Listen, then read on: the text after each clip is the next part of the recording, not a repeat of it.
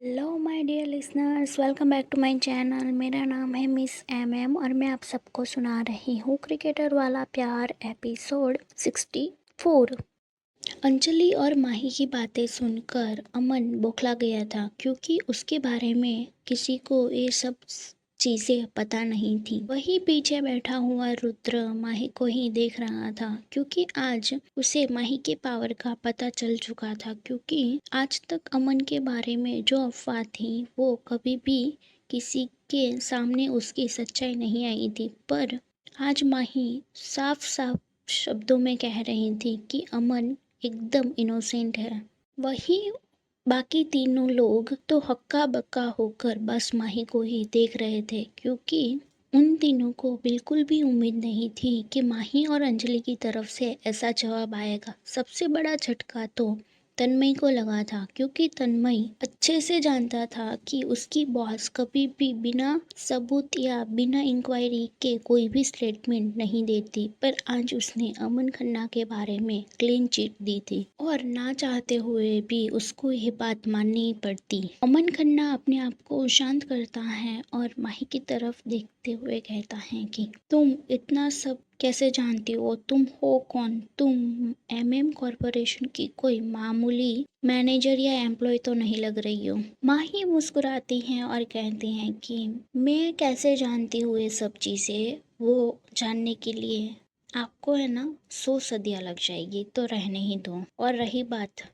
मेरी, तो हाँ ज़रूर मेरी अमन खन्ना जितनी औकात नहीं है, पर उससे 3 गुनी हैसियत तो है ही मेरी कि मैं इधर की उधर कर सकूं।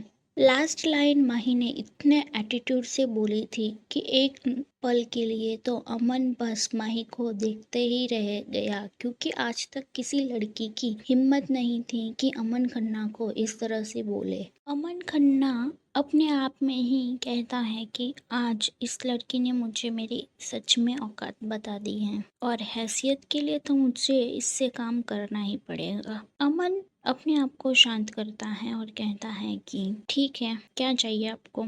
लगता है आपने प्रपोजल ठीक से नहीं पढ़ा है, शायद आपको नज़र के चश्मे की ज़रूरत है, तो आप मंगवा लो। उसकी बात पर अमन ना चाहते हुए भी मुस्कुरा देता है और कहता है कि क्या आप नॉर्मली बात नहीं कर सकती बिना तानों के? अमन को हंसता हुआ देखकर माही कहती है कि ठीक है, अगर आपने फाइल पढ़ी ही नहीं है तो मैं आपको बता देती हूँ। मैंने फाइल में मार्केट प्राइस का 2% कम रखा है, पर अब मुझे आपकी बदतमीजी की वजह से मुझे 5% लेस चाहिए। उसकी बात पर अमन अपनी आंखें बड़ी बड़ी कर लेता है और कहता है आप अपनी हैसियत से कुछ ज्यादा नहीं मांग रही है? माही मुस्कुराती है और कहती है कि आपने भी अपनी औकात के बाहर बदतमीजी की है ना, तो मैं भी अपनी हैसियत के बाहर मांग सकती हूँ। माही की बात सुनकर अमन, हरप्रीत, जसप्रीत, रुद्र सब लोग माही को आंखें फाड़ फाड़ के देख रहे थे। अमन कुछ सोचता है और फिर से फाइल लेता है, एक बार फिर से सारे नंबर्स देखता है और कहता है कि मैं 4% से कम नहीं कर सकता इसमें,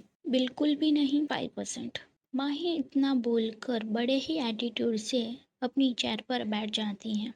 वही पीछे खड़ा हुआ अमन का सेक्रेटरी तो बस उन दोनों को ही देख रहा था क्योंकि आज तक उसके बॉस ने कभी भी इस तरह से नेगोशिएट नहीं किया था और हमेशा ही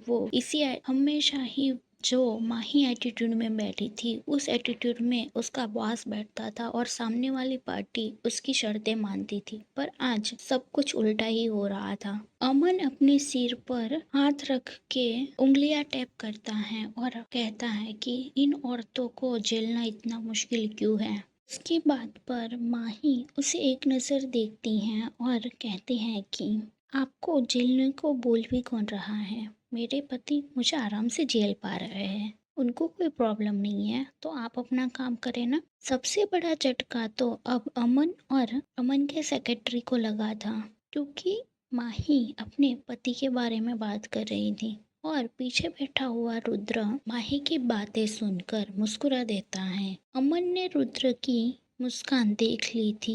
रुद्र की स्माइल देखकर उसे बहुत ही गुस्सा आ रहा था, क्योंकि उसका दोस्त होते हुए भी वो सामने वाली लड़की को सपोर्ट कर रहा था। वही जसप्रीत, मनप्रीत और हरप्रीत को तो हंसने का मन कर रहा था, पर वो दोनों अमन का गुस्सा जानते थे, इसीलिए वो लोग चुप रह जाते हैं। अमन के घूरने से रुद्र को कोई भी फर्क नहीं पड़ता और वो बड़े ही प्यार से माही को ही देख रहा था। अमन कुछ कहता उससे पहले ही अमन का सेक्रेटरी बोल पड़ता है, आप शादीशुदा हो? उसकी बात पर माही अजीब सी नजरों से उसको देखती है और कहती है कि क्यों नहीं हो सकती क्या मैं? मुझे लगा था कि आप जैसी खूबसूरत लड़कियां सिंगल रहती हैं, इसीलिए।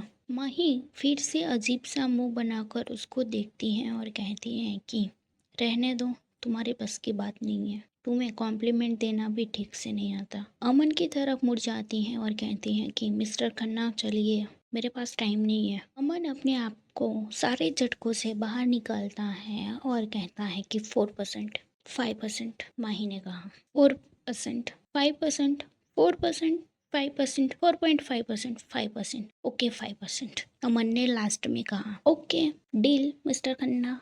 इतना बोलकर माही मुस्कुरा देती है। माही अंजलि की तरफ अपना हाथ आगे बढ़ा देती है तो अंजलि उसके हाथ में फाइल दे देती है।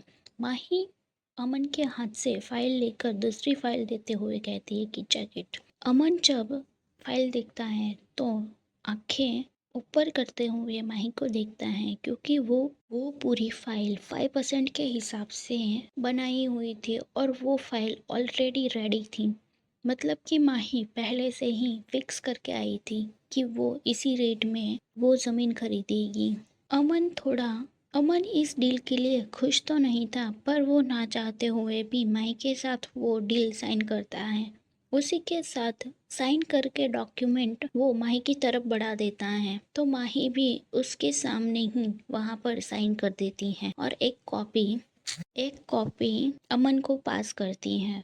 अमन साइन की हुई डॉक्यूमेंट देखकर हैरान था, क्योंकि सामने वाली बैठी हुई लड़की और कोई नहीं, एमएम कॉरपोरेशन की हायर अथॉरिटी में से एक थी। डॉक्यूमेंट देखने के बाद अमन माही की तरफ देखता है और कहता है कि इम्प्रेस। इन सब में माही ने टेबल पर पड़ी हुई तस्वीर देखी थी, जिसमें एक औरत और एक लड़का था। दोनों ही दिखने में बहुत ही सुंदर लग रहे थे। माही कुछ सोचती हैं और फिर अपनी नज़र अमन की तरफ करते हुए कहती हैं कि थैंक यू। अमन कुछ आगे कहता उससे पहले ही माही का कॉल बजता है और माही फोन उठाकर कहती है यस पापा। नहीं पापा, हमने मम्मा को खाने के लिए मना करके आए थे सुबह ही। नहीं, हम अभी एक मीटिंग में हैं, वो ख़त्म करने के बाद हमें एक जगह और भी जाना है, तो हम ख़त्म कर लेंगे, उसके बाद ही घर आएंगे। नहीं, तन्मय और अंजलि हैं हमारे साथ। हम तो भूखे नहीं रहेंगे और ना ही उन दोनों को भूखा मारेंगे। अब टेंशन मत लो। सामने से प्रेमजीत जी की आवाज़ आती है, ठीक है बेटा, हम फ़ोन रखते हैं, ओके बाय। सब ठीक है ना घर पे? अंजलि ने पूछा। हाँ कुछ नहीं पापा, लंच के लिए बोल रहे थे और कुछ नहीं। माही ने कहा ठीक है, हमें चलना चाहिए और जो काम है वो भी हम निपटा लेते हैं। ठीक है। माही अपनी चेयर से खड़ी होती हैं और अमन के साथ हाथ मिलाते हुए कहती हैं कि nice to meet you mister Khanna. Nice to meet you miss Malhotra. Mahi मुस्कुराती हैं और एक नज़र उन चारों को देखती हैं और चारों को इशारों में ही बाय बोलकर वहाँ से जाने लगती हैं। माही पीछे मुड़ती हैं और कहती हैं कि मिस्टर खन्ना, फ्री फंड में एक सलाह दूं क्या आपको? अमन मुस्कुराता है और कहता है हाँ, फ्री फंड की है तो लेनी ही चाहिए ना। तो माही मुस्कुराती हैं और कहती हैं कि मिसिस संजना खन्ना बहुत ही खूबसूरत और इंटेलिजेंट औरत थी। वो कभी भी नहीं चाहती होगी कि उसका बेटा ऐसे प्ले बॉय की तरह दुनिया के सामने रहे। और मैं जितना उनको जानती हूँ, वो दुनिया में सबसे ज़्यादा अपने बेटे से प्यार करती थी और उनके बेटे के लिए उनके कुछ सपने भी थे। शायद वो आपको पूरे करने चाहिए, ना ही अपनी ज़िंदगी बर्बाद करनी चाहिए। माही की बातें सुनकर अमन आंखें फाड़ फाड़ के माही को ही देखने लगता है, क्योंकि उसकी माँ संजना खन्ना के बारे में कोई कभी भी बात नहीं करता था, पर आज वो सामने खड़ी हुई लड़की उसकी माँ के बारे में उसको बता रही थी।